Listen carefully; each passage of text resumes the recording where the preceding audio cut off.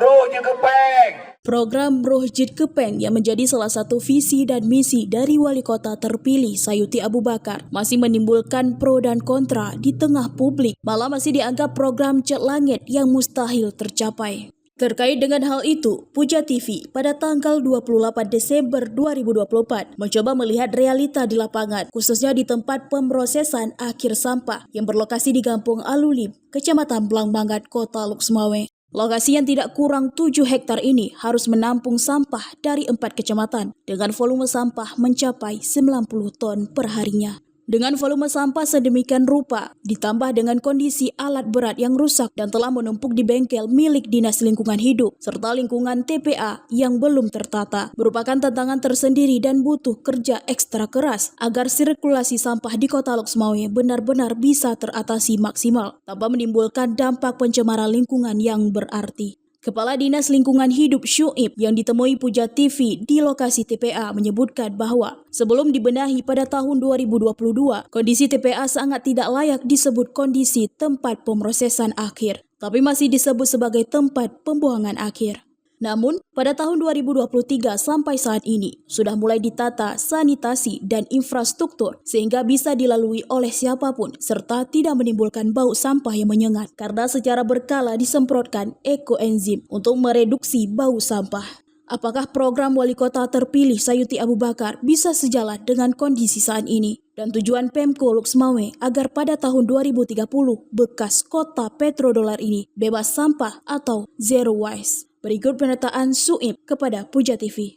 Ke depan pengennya bisa kita tata TPA ini menjadi paling nggak, kalaupun nggak jadi green landfill, ada semacam sanitary landfill, tapi lebih dari itu kita punya rencana untuk lakukan pengolahan dengan mesin, dan insya Allah pemerintah Kota Luxmawe sudah merencanakan penganggarannya untuk pengadaan mesin itu, yang saya pikir cukuplah untuk kita lakukan itu.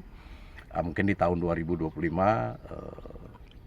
itu akan bisa kita realisasikan mudah-mudahan.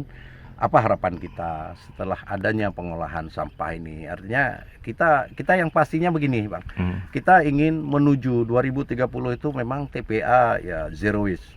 Nol sampah, benar-benar nol sampah, itu yang kita harapkan. Tapi kalau nggak kita mulai dengan pengolahan dari sekarang, saya pikir itu akan sulit bisa kita sampai ke sana. Tapi ini harus kita selesaikan semacam ada pengolahan dan menuju TPA yang lebih baiklah tata kelolanya, mungkin barangkali ke depan itu. Kita sudah siapkan lahan untuk pembangunan gedung pengelolaan itu, gedung pengolahan. Nanti kalau mesinnya itu akan diadakan di 2000 nanti ke depan. Oke, terkait dengan program Wali Kota ke depannya nih, seperti program Bro Jekepeng itu, bagaimana kalau sejalan nggak nih dengan di mana ketemunya dengan programnya? Ya. Ini yang paling mengasihkan. Ini yang paling mengasihkan. Tentu saya pikir ini kan kita punya latar belakang yang sama. Bagaimana pengennya kita persoalan sampah itu di Luxmawe selesai dengan berbagai alternatif. Kalau cerita hari ini Bro Jekepeng, saya pikir itu sangat linear dengan apa yang menjadi konsep-konsep kita ke belakang.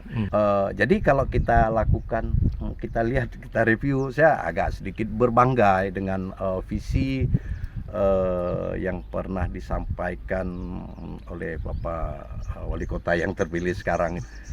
Sangat konsen untuk pengelolaan kebersihan itu. Saya pikir itu suatu hal yang luar biasa, membuat ada ya suasana ya memuaskan bagi kami di DLH, karena apa yang kita lakukan selama ini tersahuti dengan baik. Saya pikir itu suatu hal yang luar biasa.